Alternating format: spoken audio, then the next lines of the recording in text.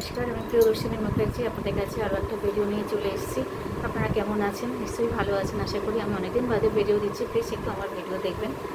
আশা করছি আপনাদের ভালো ভালো ভিডিও দেবো। মাঝে খুব অসুস্থ ছিলাম, যার জন্য ভিডিও দিতে পারিনি। মেন্টালিও খুব ডিপ্রেস ছিলাম। তো জীবন মানেই তো ওঠানামা, তো সবসময় তো ভালো জীবন যায় না। যাই হোক, এনিওয়েজ আজকে আলোচনায় ফিরি। সেটা হলো আমরা কি করি। আজকে এই বিষয় নিয়ে একটু আলোচনা করি। আমরা কি করি? আমরা ভাবি যে আমাদের জীবনে কোনো সমস্যা হলে তাহলে আমরা বোধহয় ঠাকুরের কাছে যদি বসে কাঁদি তো আমাদের সমস্যার সমাধান হয়ে যাবে।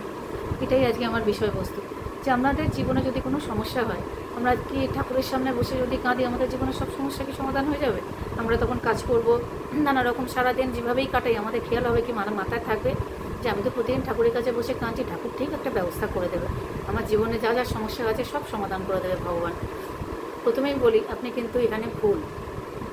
ঠাকুর কিন্তু, আপনি যদি ঠাকুরের কাছে বসে বসে কাঁদেন, ঠাকুর কিন্তু আপনার কোনো সমস্যার সমাধান করতে বাধ্য নয়। কেন বাধ্য নয়?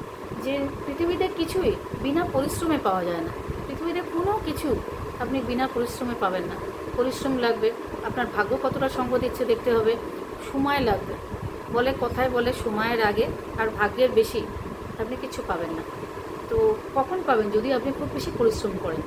ধরুন আপনার মনে হচ্ছে আপনি জীবনে কোনো সমস্যায় পড়েছেন, আপনি ঠাকুরের কাছে প্রতিদিন বসে কাঁদছেন, ঠাকুরকে বলছেন ঠাকুর আমাকে এই সমস্যা থেকে মুক্তি দাও, ঠাকুর একদিন না একদিন ঠিক সমস্যা মুক্তি দিয়ে দেবে, তাই ভাবছেন?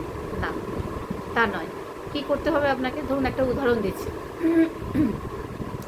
আপনি একটা জঙ্গলে হারিয়ে গেছেন। এবার আপনার খুব বেশি খিদে পেয়েছে। তো আপনাকে কি করতে হবে? আপনি যদি এক জায়গায় দাঁড়িয়ে থাকেন, আপনি কি খেতে পাবেন? প্রচুর খিদে পেয়েছে আপনাকে কি করতে হবে?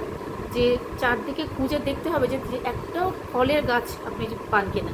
ফলের গাছ খোঁজ করতে হবে, যে একটা গাছও যদি পান তাতে একটা ফলও থাকে, তাহলে সেই ফলটা খেলে আপনার ক্ষুধা নিবৃত্তি হবে। তো আপনি কি করবেন? হাঁটতে শুরু করবেন, যে একটা ফলের গাছ, আমি জঙ্গল যেহেতু একটা ফলের গাছ নিশ্চয়ই আছে, তাতে একটা ফল হলেই আমার খিদে মিটে যাবে, কিন্তু একটা ফল আমাকে খেতেই হবে। সেই জন্য আপনাকে কী করতে হবে? অনেক সময় হয়তো হাঁটতে হাঁটতে অনেকটা পথ যেতে হবে, হয়তো 1 কিলোমিটার গিয়ে দেখবেন আপনি একটা ফলের গাছ আছে, তাতে একটা ফল আছে, সেই ফলটা খেয়ে হয়তো আপনার খিদাটা মিটলো। তার মানে বোঝা যাচ্ছে যে আমরা পরিশ্রম না করলে কিন্তু কিছু পাবো না জীবনে, কোনো ফল লাভ করতে পারবো না। খিদে যে মিটলো, সেটাও 1 কিলোমিটার হাঁটতে হলো, তবে আমার খিদেটা মিটলো। তো এটাই বোঝাতে চাইছি যে আপনি যদি মনে করেন যে আমি কোনো কষ্ট না করে শুধু ঠাকুরের কাছে কাঁদলেই আমার জীবনে আমি যা যা সমস্যার হচ্ছে আমার জীবনে সব সমাধান করে দেবে ভগবান, তা কিন্তু নয় আদতে। কী করতে হবে আপনাকে? যে সেই সমস্যাটার চোখের জলটাকে, যে ঠাকুরের কাছে যে বসে যে চোখের জলটা ফেলছেন না, সেই চোখের জলটাকে ক্ষমতা বানাতে হবে, যে করেই হোক আমাকে এই সমস্যার সমাধান করতে হবে। কী করে করতে হবে? আমাকে নিজেকে খাটতে হবে। আমি যদি নিজে না খাটি, ভগবান কতক্ষণ করবে আমার জন্য? আমাকে নিজেকেও পরিশ্রম করতে হবে, না? যে নিজেকে সাহায্য করে তাকে ভগবান সাহায্য করে। তো আগে প্রথম আমাকে নিজেকে সাহায্য করতে হবে। আমি যদি নিজেকে সাহায্য করি, তবে আমাকে না ভগবান সাহায্য করবে। তো কী করতে হবে? হয়তো ভগবানের কাছে আমি কি বসতে বারণ করছি? না, ভগবানের কাছে বসতে বারণ করছি না। ভগবানের কাছে অবশ্যই বসবেন। আপনি যত ঠাকুরের কাছে নিজেকে নিয়োজন, যত আপনি নিজেকে দেবেন না ঠাকুরের ব্যাপারে, যত নিজেকে নিয়োজিত করবেন, তত কী হবে? আপনি সিল্টেড থাকবেন। আপনার যে কোনো রকম এনার্জি, নেগেটিভ কোনো এনার্জি আপনার ধারে কাছে আসতে পারবে না। আপনি যদি প্রতিদিন ঠাকুরকে ডাকেন, ঠাকুরের পুজো করেন, ঠাকুরের কাছে সময় দেন। আমি যেটা বলছিলাম সেটা হলো, আপনি ঠাকুরের কাছে ওই 10 মিনিট, হয়তো আগে পুজো করতেন আপনি 10 মিনিট ঠাকুরের কাছে বসতেন, সেটাও আপনি আস্তে আস্তে টাইমটা বাড়ান। আপনার ইষ্ট দেবতাকে বেশি করে টাইম দেন। 10 মিনিট বসতেন সেটা 1 ঘন্টা বসুন। 1 ঘন্টা বসে দেখছেন হচ্ছে না, 2 ঘন্টা বসুন, ঠাকুরের কাছে বসুন, ঠাকুরকে সময় দিন। দেখবেন আপনার যে সমস্যা আছে সেটা আপনা হতেই কেটে যাচ্ছে। ঠাকুর নিজে আপনার সমস্যা কাটিয়ে দেবে। আপনি বসে তো দেখুন ঠাকুরের কাছে, 10 মিনিট নয়। ঠাকুরের কাছে কোনো সময় বসতে তাড়া দেখাবেন না, যে তাড়াহুড়ো করে ঠাকুরকে নমস্কার করেই মাত্র চলে গেলাম, আমার এই কাজ আছে ওই কাজ আছে। না, ঠাকুরের কাছে কোনো তাড়া নিয়ে কোনো দিন বসবেন না। যখনই কিছু মনে হবে যে ঠাকুরের কাছে বসবো, একদম নির্দিষ্ট সময় নিয়ে বসবেন, যে আমি এই সময়টা ঠাকুরের কাছে স্পেন্ড করবোই। তো কী হবে তখন? আসল কথা, ওই যে বলছিলাম, আর একটা উদাহরণ দিই, যে আমরা দেখেছি রাবণকে বধ করতে, রাবণকে মারতে কিন্তু রামের অনেকটা সময় লেগেছিল। কেন বলুন তো? রাম তো খুব তাড়াতাড়ি মেরে দিতে পারতো। রামের কাছে রাবণকে বধ করাটাই কোনো ব্যাপার ছিল, কিন্তু মারতে পারেনি, অনেক সময় নিয়েছিল। কেন বলুন তো? এখানেও শিক্ষা, যেহেতু রাম অবতার, এখানেও কিন্তু শিক্ষা দিয়ে গেছে যে সহজে কোনো কাজ হয় না, কোনো কঠিন কাজ সহজে হয় না। কারুকে বধ করা কঠিন কাজ, যতই সে অবতার হোক, সে তো পারতো। কিন্তু রাবণ যেহেতু খুব বেশি পরিমাণে শিব ভক্ত ছিল, আর যেহেতু রাম অবতার ছিল, সেহেতু কঠিন কাজ কোনো সময় তাড়াতাড়ি হয় না। রাবণকে মারা কিন্তু খুব কঠিন কাজ ছিল।